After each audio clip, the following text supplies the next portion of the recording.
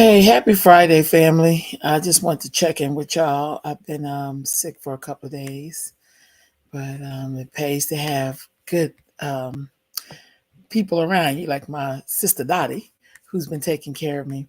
But I felt need to do this small video really quick. I've been reading up a lot about Tulsa, along with the reparations claim for here in California, and I kind of want to talk about that just a little bit. That's the only reason why I really came live to you all. Hold on here for a minute. Let me get something right here. So, if anybody is familiar with me and the work that I do, I make it my business to pay homage and respect to my ancestors, to my elders in particular. Um, in my own line right now, I have a couple of elders in their 90s still alive and with us. And they don't talk much. They don't talk much, sorry, about the past and history and things that have happened to them. But the more I live in this world, um, the more I spend time with the way things work. I absolutely know that Black folks are due reparations. Now, let me just be very clear, because I'm not a monolithic kind of Black person. I believe that particularly people who are descendants of folks who were enslaved here, because I feel like those of us that are living, we got to do our true diligence of doing our ancestral work, with our ancestors. I'm not talking about just any old willy-nilly Black person. I think you got to know something about yourself, like something about your history. And when I think about my mother, who died when she was 52, when I think about her struggles and the unfairness in the way she was treated, when it came to housing, when it came to employment, when it came to her being treated as a fair human being, she didn't get treated well. Do you understand what I'm saying? When I think about my father, same thing with him. My dad grew up in an orphanage and in the so-called foster care system when there wasn't a system. On both of their lines. My dad's line, my grandmother, who was still living, who was 95, they're from the deep South. They're from South Carolina. You know, they grew up on, picking cotton and whatever else you could think of. They were like migrant workers, if you will. They come straight up out of slavery, straight up. Um, I know their whole story to where they came from in South Carolina and Georgia, and coming up to Philadelphia, Pennsylvania. And then my daddy had the idea to bring his family to California. But along the way, they have never gotten a fair shake. They have, even when it came to them buying a house, the houses that they were able to acquire when it was always secondhand shit, like stuff that, they can never get a new house. They can never get fair mortgage. They can never get equity. These are things that I don't want us to try to correct this. Like, I don't want to hear these conversations because I'm so done with conversations. I think we don't need no conversation to know that you're still running the same game and the same trick. Currently, even right now for myself, I am house hunting right now and I'm trying to buy a house. Some of the houses on the market just ought to be shameful. And what you're asking and what I'm being offered is just shameful. And to me, we're not going to act like because we're talking about equity and inclusion and all that's what Black folks are getting, because we know that this whole system was built upon you cheating me, especially those who are descendants of enslaved people. So I think we're going to have to really be very honest about what this must look like. Even we're talking about politics right now, and I'm not in a good space to support anybody running for office unless I really believe in you.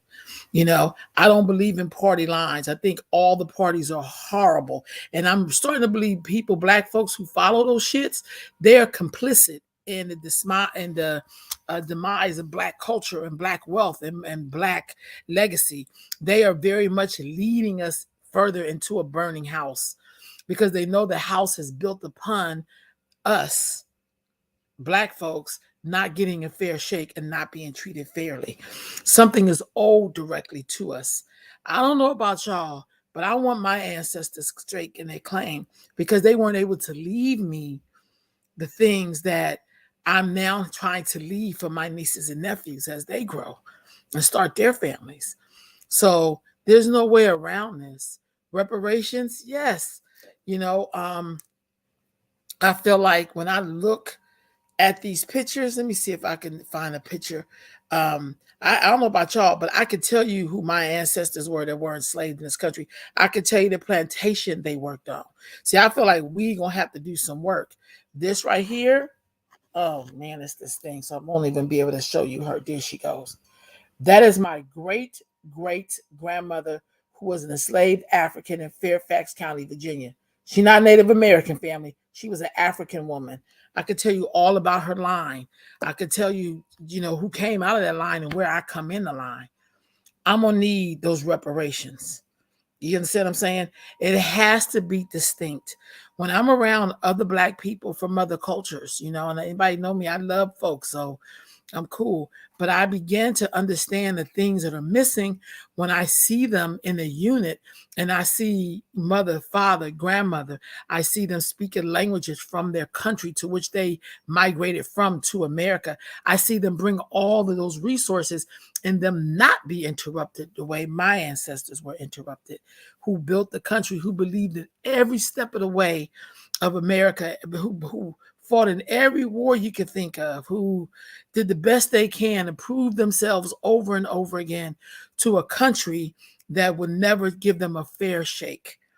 Then on top of it, then they had to deal with people who looked like them, who were Black, who were colorists, whose job it was to help, the powers that be to further oppress Black people. And so some of us went from being drug sellers and pushing drugs and dope in our community to pushing social services in our community. We just trade in one form of dope for another. We get high on Black death, and when Black people die, we're all in the street. But we don't celebrate Black excellence and Black accomplishments, and we forget about how great we really are, and we don't even know how to celebrate those people who are making the way and who are showing up and doing the right thing every day. So for me, I feel like we must repair. We must repair. That's what reparations is about. It's about repairing. I don't know how some Black people fix their lips to act like Black folks are not in need of repair. I don't know how we do that. I don't know how we could look at, we see when people, when we have politicians throwing us, oh, we're going to appoint this Black person. I don't care about the ones and twos and tens of Black folks, who may live well. They don't represent me because I don't know them like that.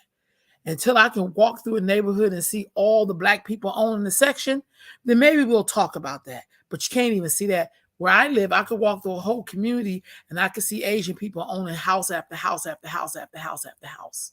And I'm not mad about that. I'm just saying the system is working for them. It's not really working for Black folks. I don't care about Black folks being in certain positions. I don't really care. When I see Black folks in positions, I automatically think gatekeepers, and they usually can't help me. I get very nervous when I have to talk to a Black person about trying to get anything of any substance, because I know that their job is to cheat me out of some shit, because that's what they do. That's their job. That's their whole job. Trust me, I've been in this community for a minute, in this world for a minute. And I also listened to my ancestors and my elders when they talked and shared with me about their struggles and what has happened to them, because it's still happening to me. And so I feel like Black folks, we got to do something very different. Reparations shouldn't even be a question. We shouldn't even be debating who should get reparations. We should just say, give reparations.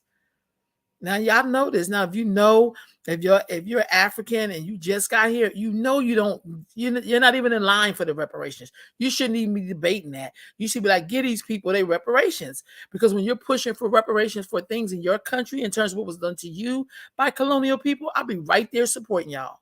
But I do not be there with my hands out, because I know that's not my country. But I do believe something is owed to you. So we know that Black folks is deserving of reparations, and it is time to repair. It is time for us to stop with all the murdering and all of the killing of each other. It's time for that shit to cease. It's been going on for a minute, but it's time for us to remember who we are and what we came through. And I know that Black folks are capable of having their own law and order because I've seen us do it in the past. I've seen it. So I know that we're capable of doing it. But I don't know about y'all. When it comes to this repair, we need it immediately and we need it now. You know, when you look at what it takes to buy a house, no house in Sacramento is worth $500,000. Haven't seen one. There's some nice houses, but not no $500,000. Sacramento, this is not San Francisco. It's not Los Angeles. This is Sack of Tomatoes. Like, are you serious? You know, this is Elk Grove. Are you serious? So it's kind of like, give me a break. But I just find it very interesting when I go to look to see who's in certain communities. You can't tell me there's some kind of redlining going on. You can't tell me that there aren't systems at play to not have us live in nice housing or good housing or fair housing. You can't tell me that. You can't tell me this is not something straight up out the playbook from 1980 or 1960 or 1940. I mean, I could go back in time and show you the same exact formula in housing, particularly market. You're not going to tell me when we look at politics and you see the Republicans and the Democrats, and maybe I don't know the Republicans like that. The Democrats are always the one who just right now they got Black folks by the ass. Like really, it's not even, they don't even have to offer us anything. But we are so afraid of who we think the other party is that we'll be rolling with the Democracies and they don't be giving us nothing. They give us more welfare and their job is to keep us in poverty. So when I hear them talk about fair housing, but really affordable housing, to me, that says poverty. That says I'm gonna keep these people poor. When you hear people say they're gonna give you free shit, that mean they're gonna give you the doo-doo. They're gonna give you like the chitlins.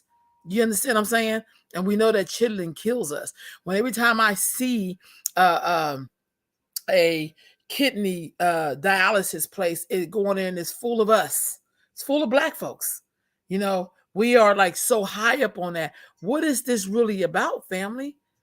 What is this about?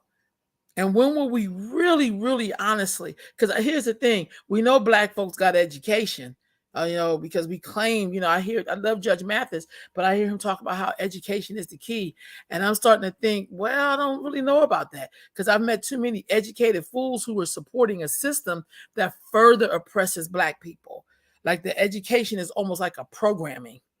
And it keeps us asleep. It doesn't allow you. I remember there was a time when people got education and they used it to build their own stuff and to bust out and to figure out ways to uplift Black folks. But nowadays we do it and it feels like we're doing it more for clout and status. But you know, but when you look at our economics and our housing and our viability, it is fairly low. And we're not doing as well. We're really not. So there's something terribly wrong. The other day, a sister who was a teacher posted and said, with my income, I can barely buy a house. Like I'm not qualified for anything with my one good income. And she had all the education. Family, there is something wrong. I see us be more into talking about a smack by somebody at the Oscars, and we all so into comedians. But none of those comedians have helped us build anything tangible in our community. It's like we're in love with the imagery of us looking like we're doing well, but really we're doing awful. Like graduation season is coming up. Let's go see who these salutatorians and valedictorians are. But then see who comes dancing across the stage and hasn't accomplished much of anything except for they're going to get this piece of paper that said they completed 12 years of formal education. Something's terribly wrong here. And it's time for us to wake up. It's time to repair. And see, to me, repair means we must work like we've never worked before for ourselves.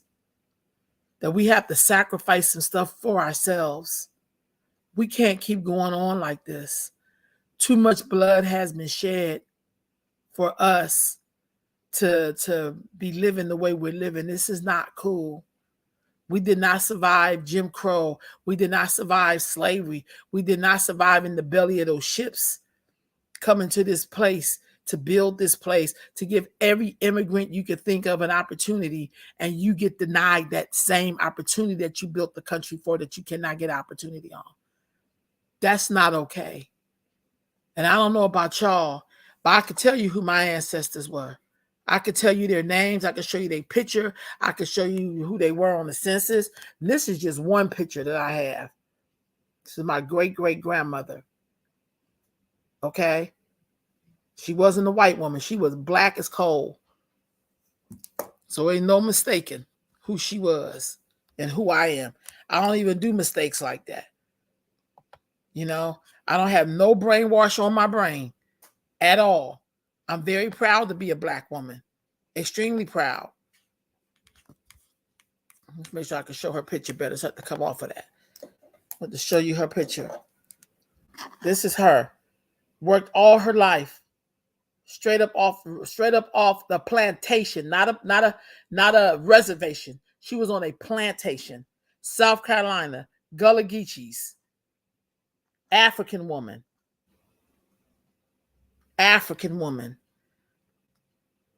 That's my great-great-grandmother. She was born in 1817, right into slavery, South Carolina.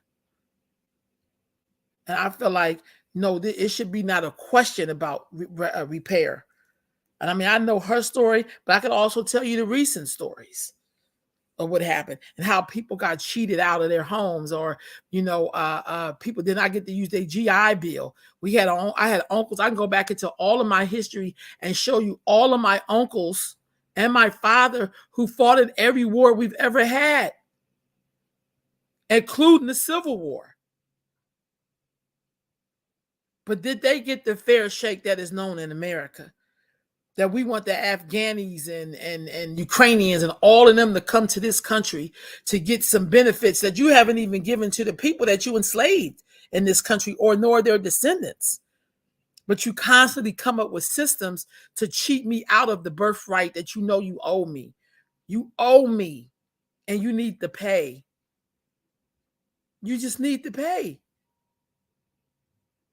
So the distraction, I don't care nothing about no damn Chris Rock and Will Smith and David Chappelle. I don't give a damn about none of them comedians. I don't care when every 6.5 hours a black woman is killed by a black man or boy. I don't give a damn about none of that. I really don't. That's not even in my thought process. When every day I'm still out here working with young people who barely have any support. I have a young girl I'm working with right now, 15 years old, straight up knows she cannot keep the child she's carrying because she doesn't have any support, because she's been in and out of a foster care system. But she's getting ready to have a baby. Those are the issues that we got going on here. Those are the things we should be concerned with. Not building a system where we make money off of people's defects and we wait for you to get shot by the police. Because when we get shot by each other, we're crickets. We don't say nothing about that. We condone violence on each other every day. Even with our silence, we condone it. Because it's your son, it's your lover. You have an excuse why we constantly murdering each other. We have 50 million excuses for that. We want to talk about white supremacy, but we don't want to talk about why we kill each other up. And then we just act like, oh, it's nothing. You know, we black people, everybody else killing each other up. I'm not everybody else. I'm not. I'm concerned about this, y'all. Just the direction of where we're moving. How we're able to have black families in the future. We can't take care of black families now.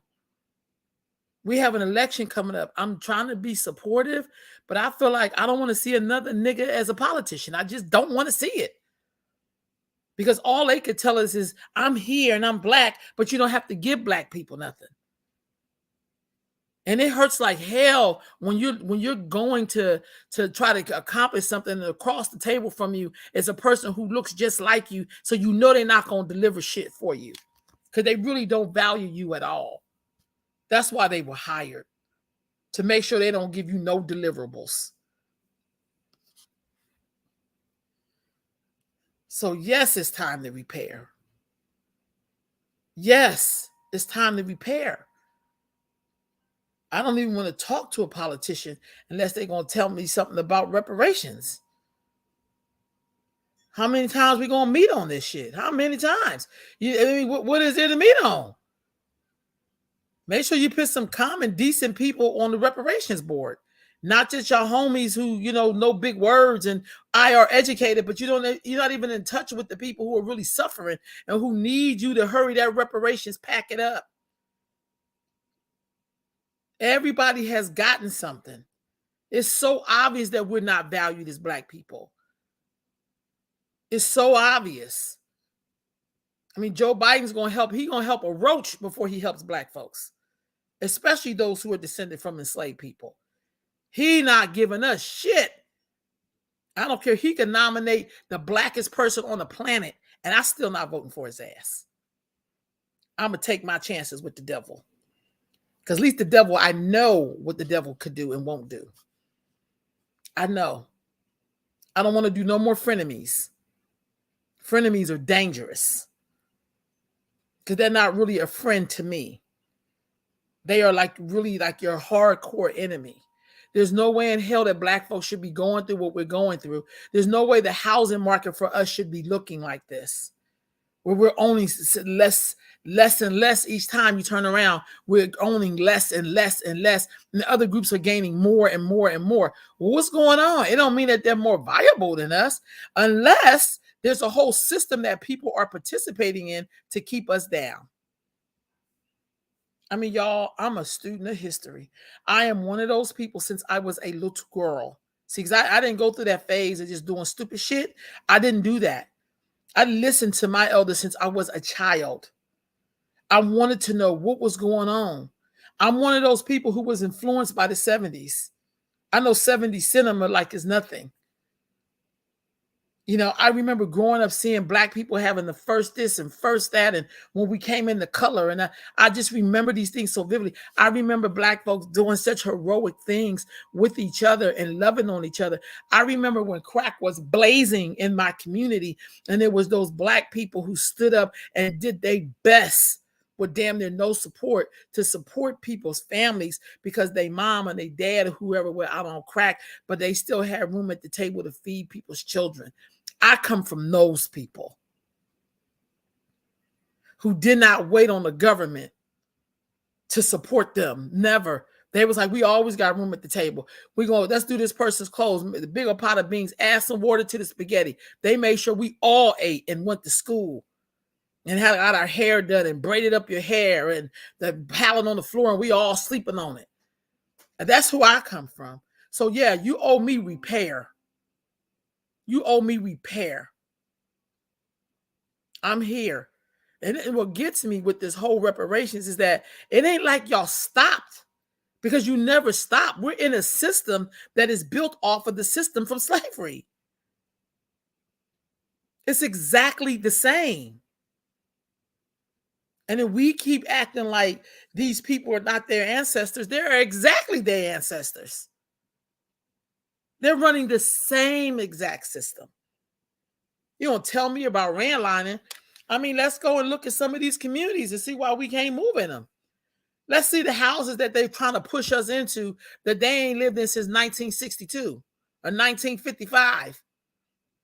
I mean, let's talk about it. Let's talk about the areas that they're saying that this is what you qualify for, but don't nobody live in it. They don't even invest in these areas. And then people want to call you and talk about politics because they think you can get Black folks. Not doing that. Please don't ask me. Mama Rowe is not available.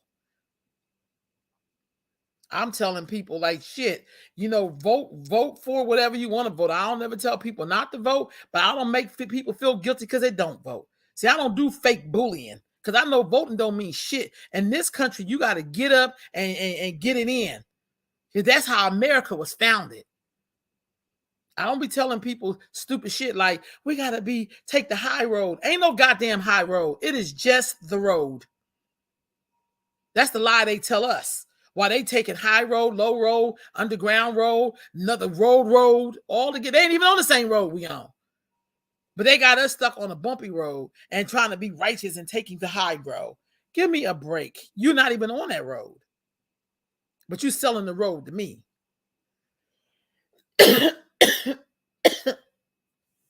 So it's definitely time to repair. It's definitely time to repair. I don't know about y'all,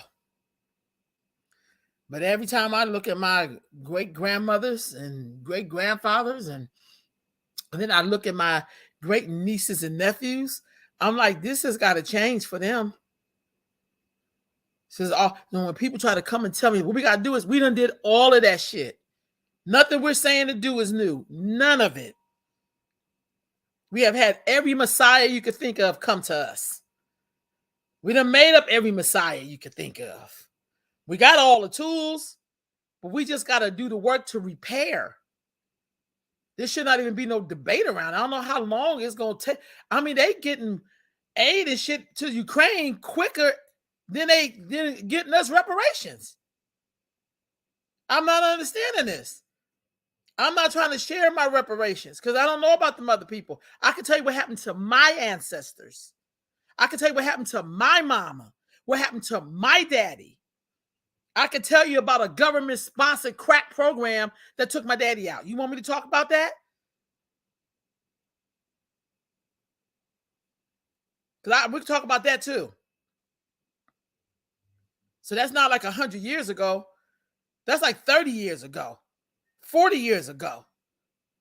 I could talk about right now how you cheating people out of trying to buy a house because you want us to rent in the neighborhood, but you don't want us to live in the neighborhood. I can talk about that. Then you say it's the credit game. People get their credit right. You come up with some other shit to why like you really still can't live here. I don't understand how whole communities could come to America, claim a neighborhood, get it financed and own it, and black folks have been everywhere in the United States, and we still can't make roots no goddamn where. I still don't understand that. I still don't understand it. I don't understand how out of slavery, we had over 60 black towns, and you can barely find one right now. I can't even believe that we had to wait for a judge to say that it was okay for the descendants of the Tulsa people to see if they can move forward. What the hell you mean they can move? You burnt the people down. Straight up out of slavery, over 60 black towns. And in one damn summer, damn near. The Red Summer of 1919, y'all tried to burn every black town to the ground. And now black people, you don't even want us to own any damn thing. You're going to keep trying to push us in with other groups. And then you know you're going to get them group stuff that you're not going to give us. And then there you go. Because every time we, feel like we're getting ready to make a stride, you come up with something new. First it was you don't have enough education. Then it was you don't have that. Come on.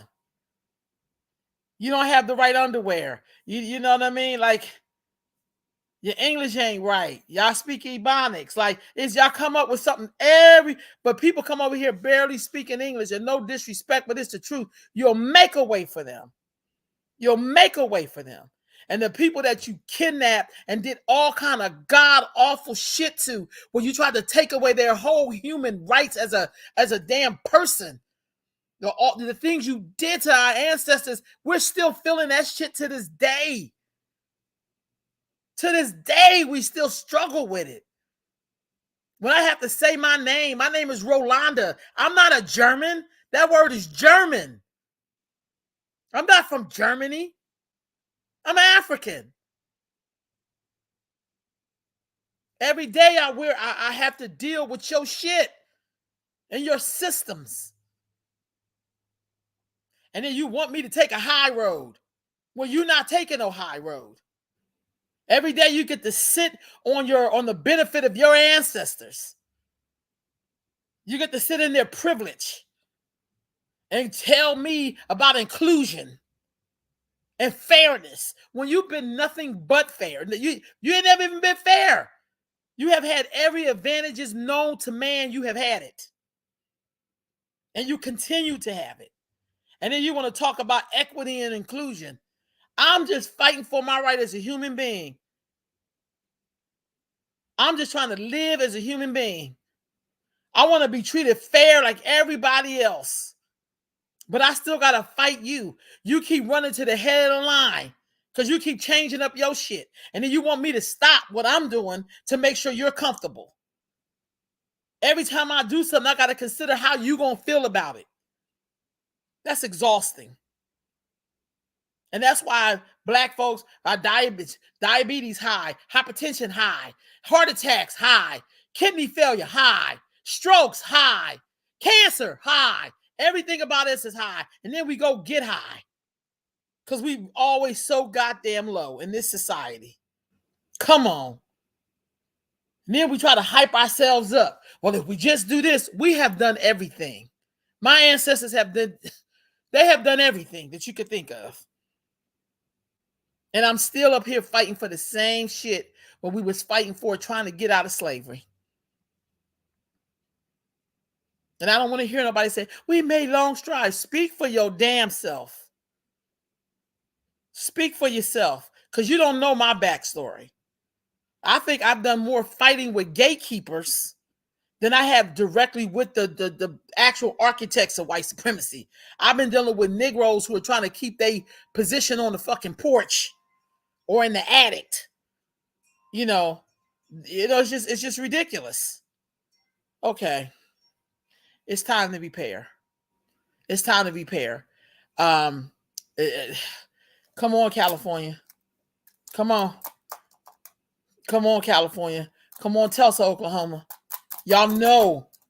And you know what? I'm going to say this and I'm going to call it quits because, I'm trying to be on here too long.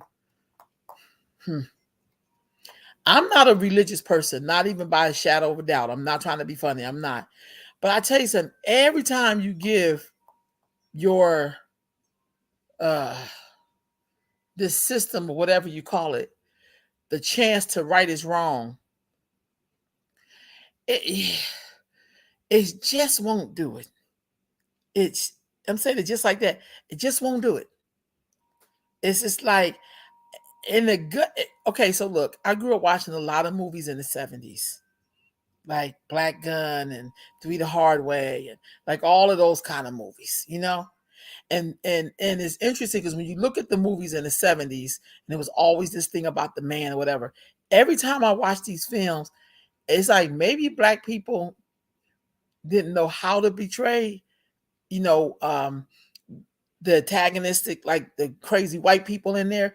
But it was always this part in the movie where the villain could have the opportunity to get it right, and then it would be like, nah, nigga. Like, you'll always be a nigga.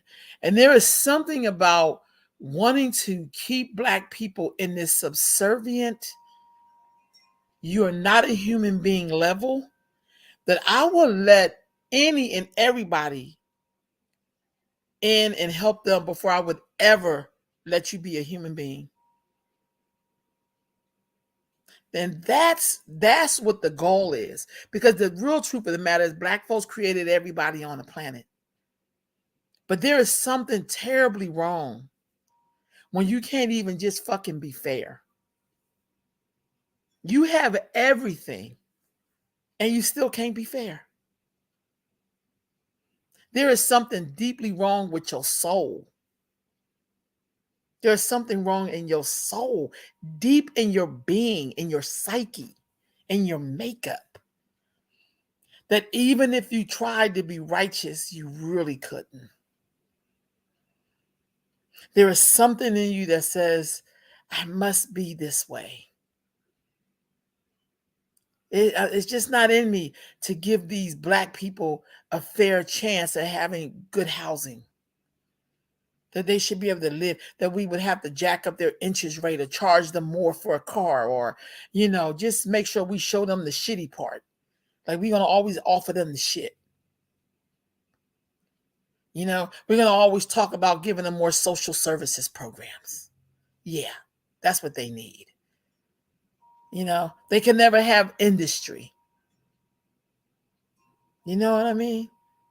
And that hurts like hell, because what I know is that my ancestors fought a hell of a battle for me to live in 2022 in a world that they died for and believed that I would have access to if they just did the part that they did. And I'm saying, God damn it, they're going to pay. They are going to give us this repair because it is long overdue. It's time to repair. Reparations now.